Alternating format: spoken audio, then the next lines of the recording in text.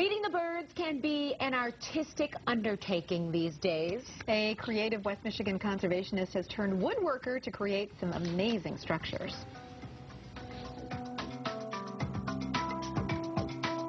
Okay, by this point in the year, we think most of our feathered friends have probably flown south for the winter. Well, the smart ones anyway. But those that are still up here, probably looking for really cozy places to live, right? You got to have some shelter.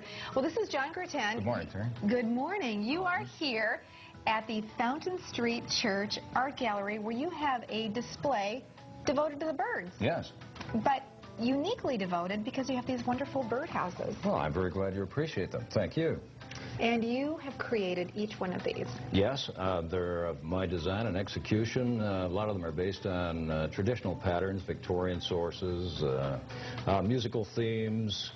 I'm just in love with Grand Rapids and its history of architecture, and I've tried to celebrate a little of that in these pieces. Now, it's all about conservation because the wood actually comes from one of our former landmarks in the Grand Rapids area. Yes, it does.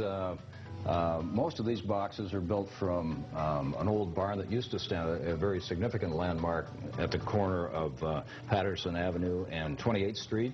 It was called the Patterson Farm, and it blew down, I believe it was, in about 2003, and I was able to salvage all that exterior lumber.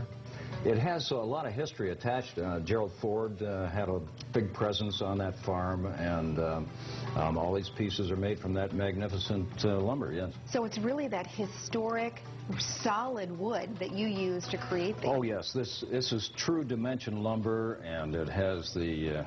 when you take a look at it, you can feel the touch of the Almighty's hand in all of this. The figure is just so dramatic, and which says something about permanence, doesn't it?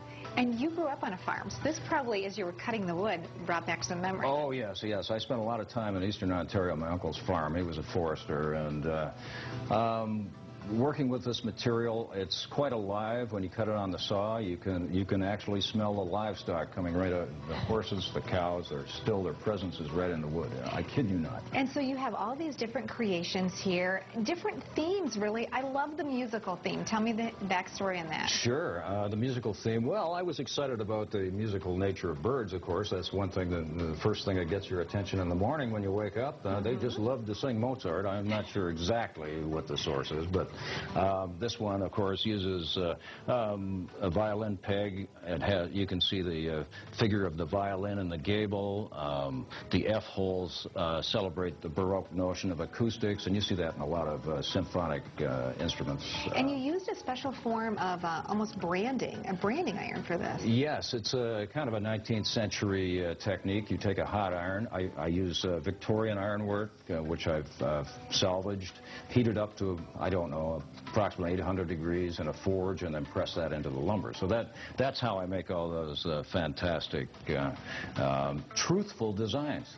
And you have bat houses, too. Bats are really important. Yes, and it's wonderful that you point that out. Bats are pretty misunderstood in our community here. They're subject to a lot of bad press. I don't know why. I think maybe Dracula had something to do with that. You're right.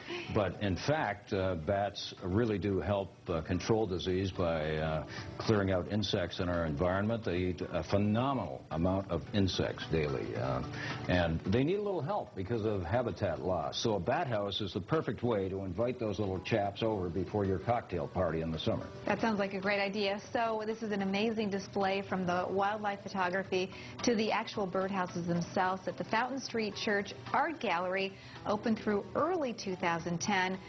Come by and see how you can find a place of shelter for some of our feathered friends this time of the year.